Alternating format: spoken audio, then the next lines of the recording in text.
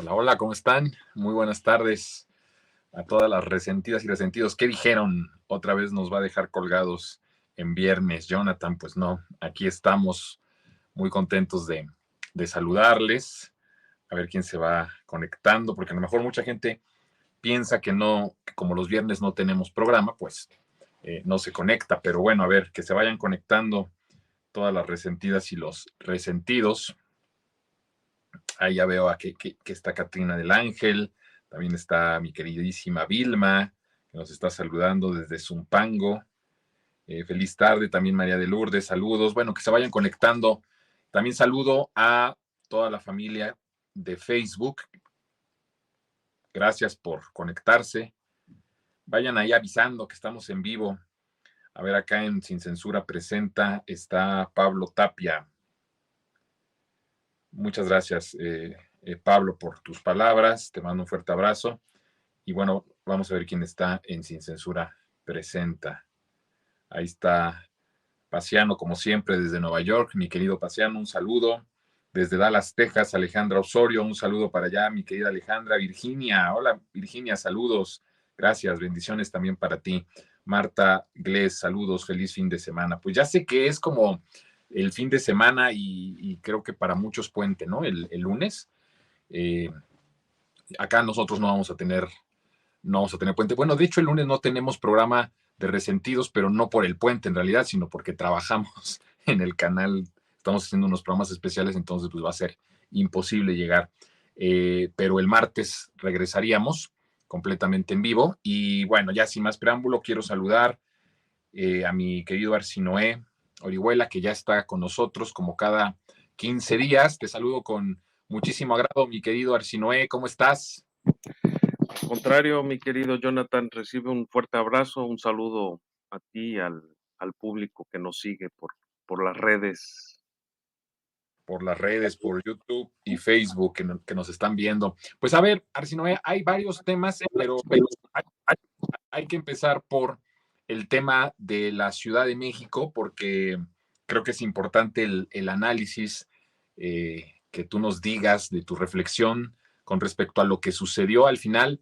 Pues habíamos tenido como cierto, yo sí, en algún momento hasta cierto nerviosismo, ¿no? De que Omar fuera el candidato aquí en la Ciudad de México y que incluso lo hablamos y pues en distintos espacios, ¿no? Yo escuchaba voces de muchas personas preocupadas.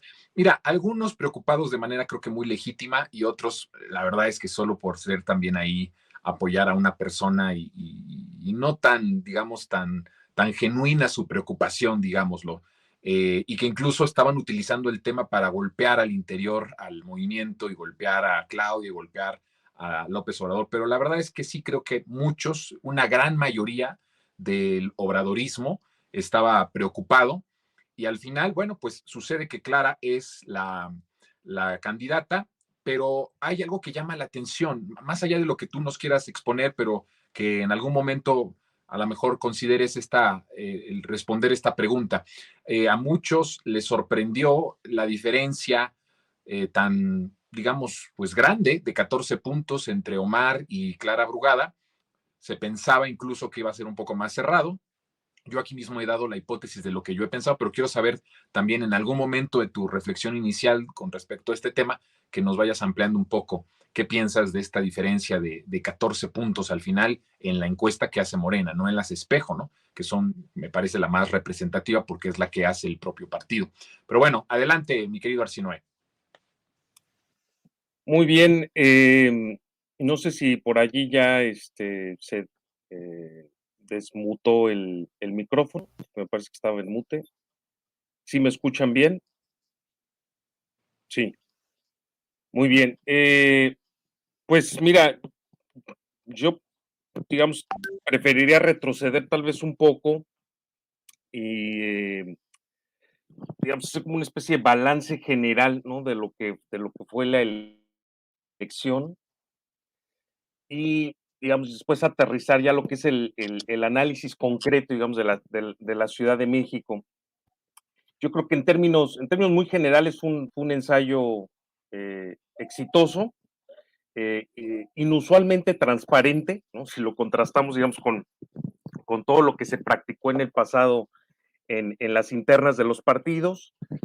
Sí llama la atención, ¿no? De que todas esas prácticas, presuntas prácticas que le cuelgan o atribuyen a Morena, eh, son fielmente representativas de los usos y costumbres de los partidos de la derecha mexicana, ¿no? Incluso de la vieja izquierda que hoy está aliada con el bloque de derechas, estas cuestiones del dedazo disfrazado, de la simulación, de la política de tribus, del maximato, ¿no? Que es lo que más se escucha, ese tipo de presidencialismo imperial, tiránico que impone su voluntad, eh, acarreos, cargadas, etcétera, etcétera, ¿no? Muchos de esos comentaristas que no salen de ese análisis de trillado, ¿no? Y que no, tal vez no son tantos, pero tienen mucho alcance. Curiosamente, nunca vieron esas prácticas ni las condenaron en el pasado, ¿no? O en todo caso, si lo vieron, pues lo justificaron, como justificaron, por ejemplo, el llamado fraude patriótico de Felipe Calderón en 2006. Ahora, a diferencia, digamos, de todos estos procedimientos que eran rutinarios, constitutivos del quehacer político de los viejos partidos, hoy en Morena se ensayó, insisto, más o menos exitosamente con los respectivos errores, por allí aplicaciones incipientes, si tú quieres. Insisto, se ensayó un proceso interno de definición de las candidaturas que ya se aplicó en otras oportunidades, que más que una elección es una selección de perfiles, ¿sí? Que se apoya en una metodología abierta, explícita y, digamos, para el caso en cuestión, una serie de mecanismos complementarios. Es decir, es encuesta abierta, que es la metodología establecida en los estatutos, y un pacto de unidad avalado previamente por los aspirantes y el criterio de paridad de género, digamos, como mecanismos complementarios. Y sí, para cumplir con la cuota de género se agregó una especie de adendum, nota al pie de página, ¿no? En la que se planteó que se elegirían a las mujeres con mayor porcentaje de preferencias o que tuvieran mayores posibilidades de triunfo en las respectivas entidades. Y listo, digamos, en relación con lo que tú comentas del alarmismo de la prensa, así estaba planteado en las convocatorias, pero bueno, pues hay los señoritos comentaristas, pues siguen montados en su intención de envenenar a la opinión pública, sembrando pues, teorías francamente delirantes, ¿no? O formulando muchas veces con los entrevistados preguntas tramposas, ensalivadas, este, para seguir alimentando esta idea del tirano de Palacio Nacional. Bien, eso con respecto al dispositivo, vamos a decirlo más coloquialmente, al nado sincronizado de la derecha. Ahora, los progres buena ondita, ¿no? Que también están dando un espectáculo soez, y bueno, son básicamente antigobiernistas, ¿no? Porque sus marcos de análisis están fosilizados, o sea, siguen analizando al PRI Estado de los 90. También ahí andan maquinando conjuras, ¿no? Oscuras y truculentas. O sea, yo creo que, con toda franqueza, los invitaría a que escriban mejor una antología de cuentos de horror, de intrigas palaciegas. Yo creo que al menos ahí tendría más éxito su estilo narrativo.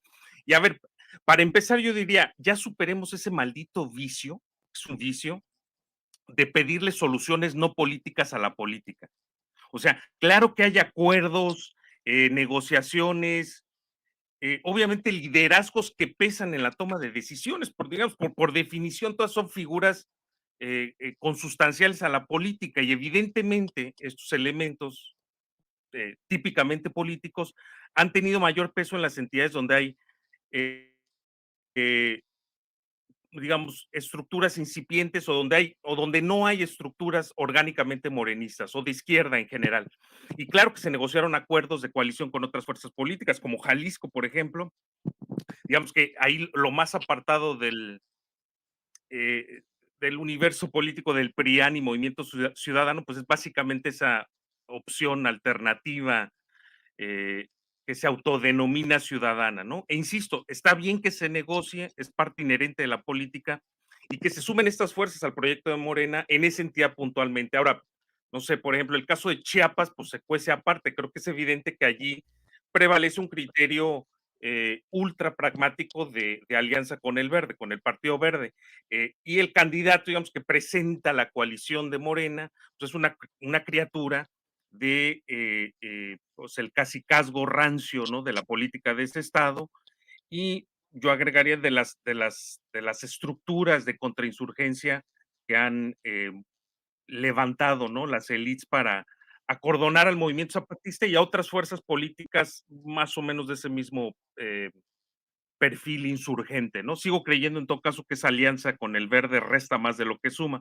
Ahora, después por lo menos hay 6, 7 estados, ¿no? Que por cuestiones de tiempo no podemos abordar detenidamente, pero la elección que a mi juicio tiene que aprender el movimiento es que tenemos que asumir la responsabilidad de construir las estructuras de partido en las entidades que carecen de esas estructuras o que adolecen de una organización incipiente, ¿no? Porque podemos tener candidatos a gubernaturas como Clara Brugada o Javier May, ¿no? O la propia Claudia Sheinbaum, que vienen del movimiento social, pero también figuran por allí pues, un par de priistas, un par de panistas sin ningún antecedente biográfico, curricular, que tenga conexión con el programa e ideología de Morena. Ahí en esos casos priva el criterio casi exclusivamente pragmático y electoral. Entonces, en ese sentido, yo diría, urge dar un salto cualitativo en la construcción de partido en las entidades federativas. Ahora, aún así, ojo, lo que tú acabas de comentar, este, pues hubo un triunfo del candidato Harfush, ¿no? Por una diferencia de 14 puntos en la Ciudad de México, ¿no? Pero en todo caso, ojo, en el 2024, el centro del país y el gobierno nacional, y esto es fundamental, van a estar dirigidos por 3 mujeres que vienen del movimiento estudiantil, perdón, del movimiento social.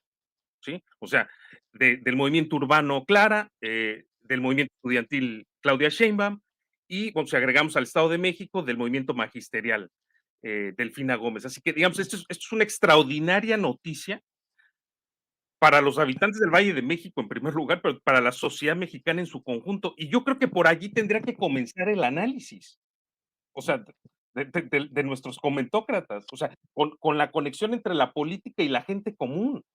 Y lo que hacen es, pues, básicamente, desde un primer momento, lanzar sus teorías oscuras y conspiranoides, porque siguen sin entender que un rasgo fundamental del proceso de transformación es la incorporación del pueblo a la ecuación. Entonces, fíjate cuánto se ha cuestionado la metodología y, sin embargo, insisto, en 2024, tanto el centro del país, ¿sí? Las 2 entidades más pobladas, y el gobierno nacional van a estar dirigidas por mujeres que provienen del movimiento social. Partamos de allí para entenderlo, o sea, para poder efectuar, digamos, una crítica ponderada digamos, de lo que ha sido la aplicación de estas metodologías en las elecciones internas del partido Morena. Ahora, lo que te acabo de comentar, digamos, aplica para el análisis del proceso de la Ciudad de México. Y fíjate, nosotros aquí dijimos abiertamente, pues que tomábamos partido, ¿no? En favor de una de las candidatas, por múltiples razones, por Clara Brugada, pero básicamente porque se trata del perfil, tal vez junto con Hugo López Gatell, que representa fielmente al programa e ideología de Morena y de la 4T. Y que no veíamos ninguna razón para postular a un candidato exógeno al movimiento. O sea, cuando no teníamos la necesidad, ¿no? Como sí se presenta en otras entidades, de elegir, ¿no? Entre eso que el doctor Dussel llama el principio de factibilidad, ¿sí? Y el principio ético, porque si te das cuenta, ese es el dilema que se nos presenta muy frecuentemente. O sea, tenemos que elegir entre la competitividad y la idoneidad del candidato. Bien, esta disyuntiva estaba emplazada en varias entidades, ¿sí? Irremediablemente emplazada, pero no en la Ciudad de México. Y esto refuerza, insisto, lo que te acabo de decir, o sea, Morena no tiene estructuras propias en muchos estados, ni los aspirantes tienen capital político por sí solos, eso se los provee las siglas de Morena y el presidente Andrés Manuel López Obrador. El partido no puede operar bajo un mando o bajo un modelo franquiciatario, ¿no? Es decir, de franquicias. Desafortunadamente el proceso de transformación, pues, digamos, es un tren en marcha y se empuja con los elementos que están disponibles. Ahora, con esto cierro la reflexión. En el caso de la Ciudad de México, Morena acude al reglamento sin torcer ningún principio, ni conspirar en lo oscurito, como muchos aseguran, está abierto al escrutinio público para lanzar a la mejor candidata mujer a la carrera por la jefatura de la Ciudad de México. Y por supuesto que el empuje de las bases y de la prensa capitalina y de nuestra racita chilanga contribuyó al triunfo de Clara Brugada, por supuesto, porque ahí sí hay estructuras de Morena y hay organizaciones de izquierda y hay cultura política progresista. O sea, ¿cuál es el problema de reconocerlo? Y aún así, o sea, fíjate, aún así gana, como tú bien señalas, Harfush, el exsecretario de Seguridad Pública de Claudia Sheinbaum, con entre 10 y 14 puntos de ventaja, lo cual te indica que las elecciones de los partidos, y este es el otro elemento que deberían estar analizando nuestros comentócratas, no pasa solo por oscuros arreglos cupulares, ¿no? Que es lo único que están obsesionados en analizar, sino también por las preferencias, ¿sí?, de ciertas franjas de la sociedad que siguen teniendo inclinaciones, vamos a decirlo así, por salidas políticas no tan afines al ideario nacional, popular, progresista, ¿no? Sí, la crítica también tiene que pasar por allí, pero ni la prensa de derecha, ni los progres buena ondita están haciendo ese análisis, están obsesionados con el holograma místico del Tlatoani, ¿no? O sea, con eso cierro, digamos, esa primera reflexión. Ahora, tú ves la posibilidad, porque pones como el ejemplo en la Ciudad de México y esa escena maravillosa que no había visto yo de esa forma, pero es verdad, ¿no? Tener a la presidenta Claudia Sheinbaum, tener a Clara Brugada en la Ciudad de México como jefa de gobierno y a la que ya es desde hace ya algunas semanas, pues la gobernadora del Estado de México, Delfina Gómez. ¿Esto lo consideras tú como un avance del movimiento y justo como un ejemplo de cómo tendría que repetirse estos escenarios en todos los estados, por aquello que tú dices que no se ha hecho estructura en estados y de tal forma que casi es como decidir entre una franquicia, ¿no? De alguien que fue o expriista o exverde o expanista incluso, y que de repente pues tiene cierto acercamiento con la cuarta transformación, pero que de manera bibliográfica no había tenido en el pasado algo que siquiera tuviera un poco de luz de lo que es el proyecto de nación y que al final esta franquicia gane. ¿Tú piensas que en este sentido no ha avanzado tanto como en la Ciudad de México, como en el Estado de México y a nivel nacional? ¿Por qué motivos? ¿Piensas que tiene que ver la dirigencia nacional o las dirigencias que han optado por esta cuestión del ganar, no sé, cualquier lugar solo por ganarlo, sin importar que se diluya una vez que gane esa persona el proyecto de transformación? Ha sido por falta de capacidad de movilización, de estructura política, de voluntad política, porque lo que es un hecho es que en el momento en el que estamos viviendo del país, con ese escenario maravilloso que tú estás mostrando, Ciudad de México, Estado de México y Presidencia de la República, pero con tantos estados ya dominados, un partido hegemónico en el país, lo peor que puede pasar es que no haya una diferencia entre los gobiernos de Morena y los gobiernos de lo que fue el PRI y de lo que fue el PAN. Si el ejemplo de un buen gobierno, de un gobierno eficiente, de un gobierno del pueblo y para el pueblo, es el de López Obrador, no necesariamente, incluso ahorita en todos los estados se está repitiendo eso. O sea, sí el desgaste de las siglas, de la corrupción, de esas personas del pasado que tuvieron el poder, como en el Estado de México, toda la vida y que no había habido transición.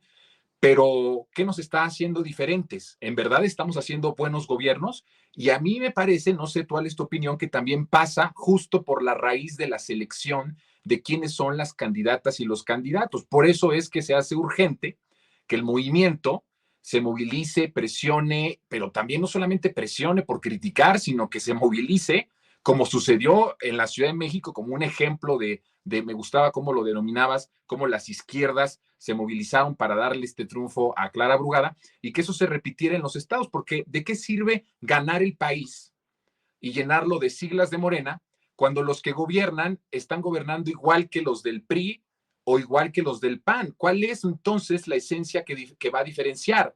Porque si el ejemplo es, vuelvo a repetir, López Obrador, pues tenemos un montón de datos periodísticos completamente sustentados de cómo este es el mejor gobierno que este país ha tenido en comparación, obviamente, con esa pesadilla neoliberal. Ya ni siquiera hablemos de antes de Carlos Salinas de Gortari, pongámoslo de Carlos Salinas de Gortari a Peña Nieto.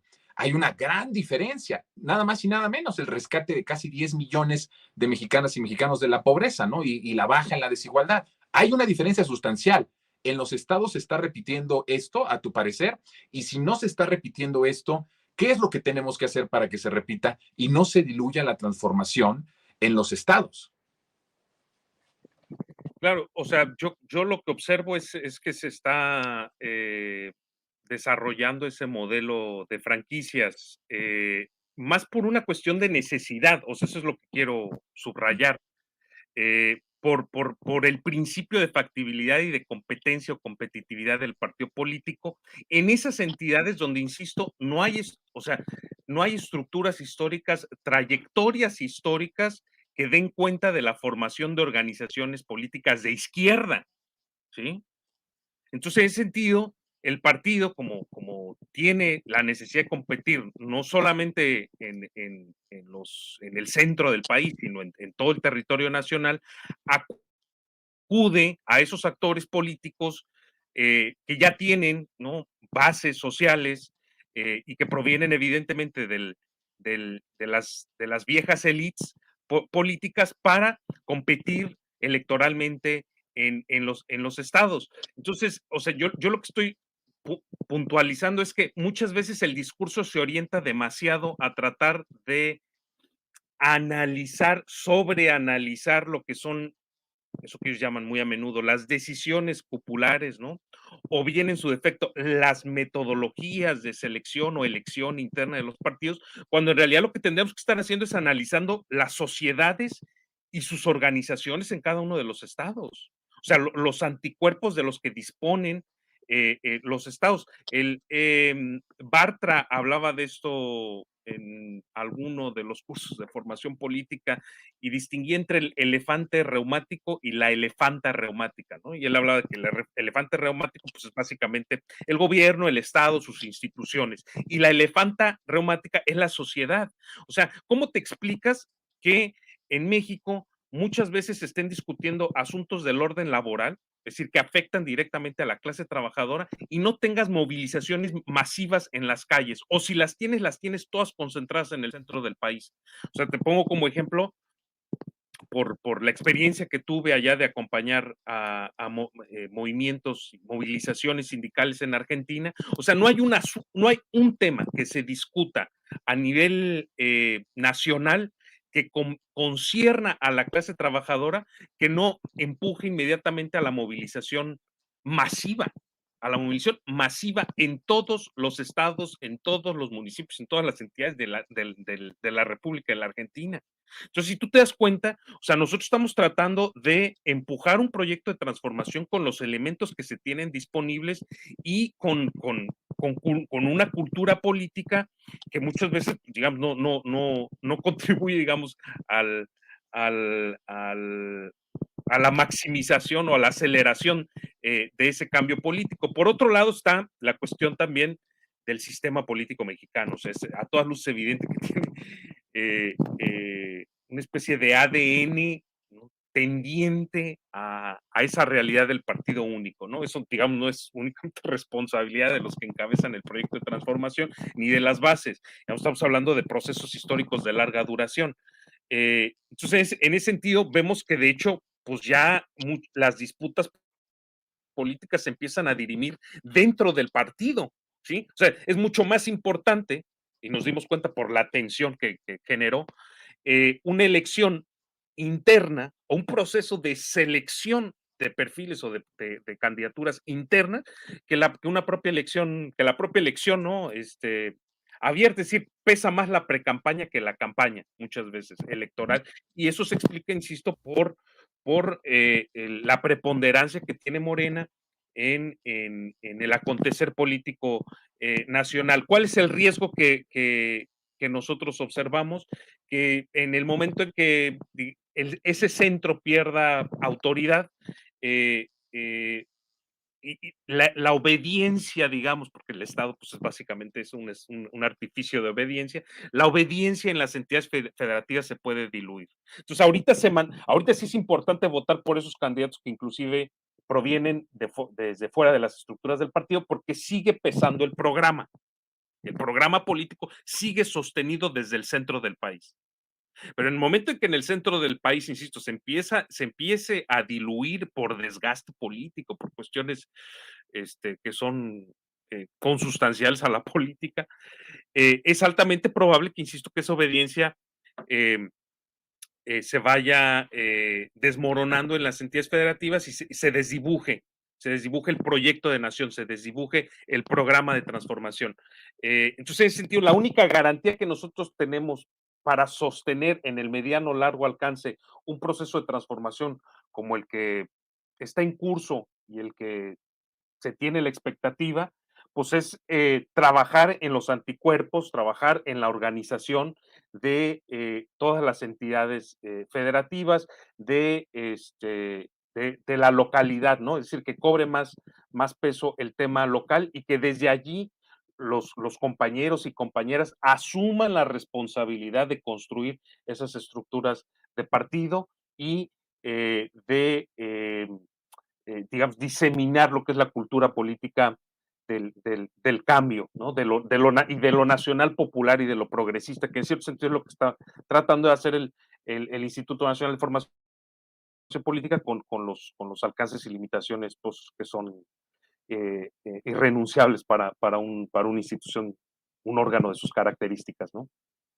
Pues muy interesante, Arcinuel, lo que nos vas planteando. Quisiera que rapidísimo solamente dieras un comentario rápido, si acaso de un minuto, minuto y medio, con respecto a Marcelo, porque sí, no me gustaría que esperáramos hasta 15 días para hablar de esta situación y de cómo viste que al final pues se queda en Morena, pero digo, la verdad es que las primeras acciones de Marcelo han sido verdaderamente muy cuestionables, ¿no? La entrevista con López Dóriga me parece que deja de ver de cuerpo completo a Marcelo en menos de 6 minutos, pues prácticamente se muestra como alguien que no entendió de qué se trataba la transformación, en la que incluso pues se le pagó por estar siendo parte de ese gobierno de transformación, porque era secretario de Relaciones Exteriores, y vemos cómo se aleja, incluso concede a Joaquín López Dóriga el hecho de que este gobierno se ha equivocado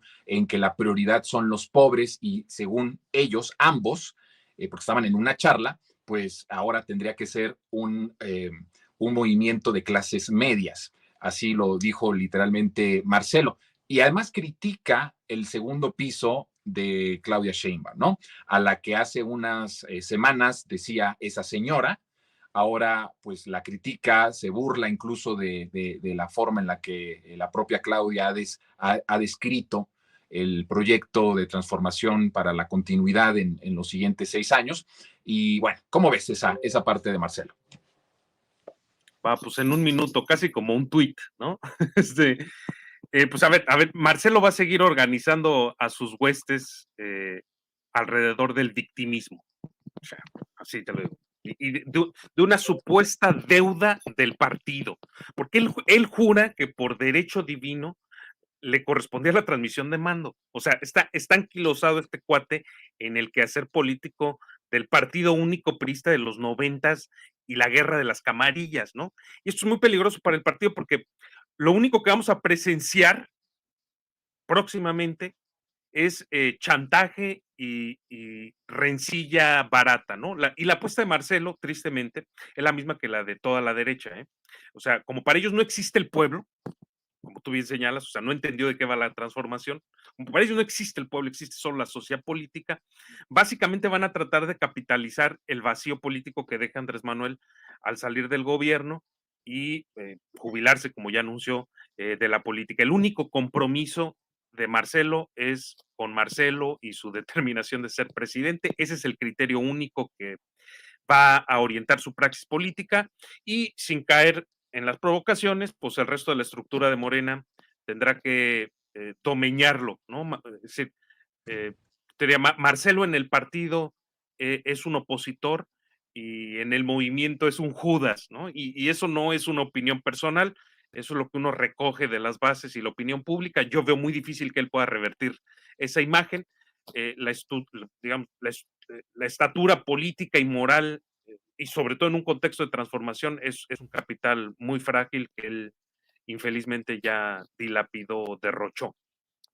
Exactamente. Lo poco que había podido hacer por limpiar esa imagen en la Secretaría de Relaciones Exteriores en todo este tiempo, ¿no? Con la relación con Trump, con lo de las vacunas, que fue, pues, digamos, un funcionario eficaz, prácticamente lo destruye en unas cuantas semanas. O sea, todo ese trabajo de 5 años en 5 semanas. Y si hoy me temo mucho, más bien me alegro, no me temo, me alegro que si hoy se hiciera de nuevo la encuesta con la que Claudia sale ganadora, yo creo que no sería Marcelo el segundo lugar de esa encuesta. Creo que quedaría muy, muy por abajo de, pues no sé, incluso a lo mejor o posiblemente de Noroña. Y a lo mejor el compañero, el camarada Noroña estaría un poco más arriba, ¿no? Que ha sido el más activo de los otros, porque no se sabe dónde anda Dan Augusto, no se sabe qué fue de él, lo que está haciendo, pero a quien sí se ve que además la propia Claudia ha impulsado bastante y ha encontrado ahí, es un tema muy interesante, Arsinoe, que ojalá y lo comentemos después, cómo han hecho una muy buena mancuerna Claudia y Noroña. Me parece que muy atinada, de no descalificarlo, de no dejarlo, sino de incluirlo en el proyecto, porque creo que es un personaje necesario, y creo que Marcelo sí estaría ya muy, muy por abajo. Pero bueno, Arsinoe, nos vamos a volver a encontrar hasta en 15 días. Yo te agradezco muchísimo, como cada, bueno, ahora viernes, pero siempre es en jueves, por única ocasión en este viernes, pero te agradezco mucho, te mando un fuerte abrazo. Al contrario, un fuerte abrazo, mi querido Jonathan. Nos vemos en 15 días, en jueves. Hasta Así luego. es, cuídate mucho. Arsinoe.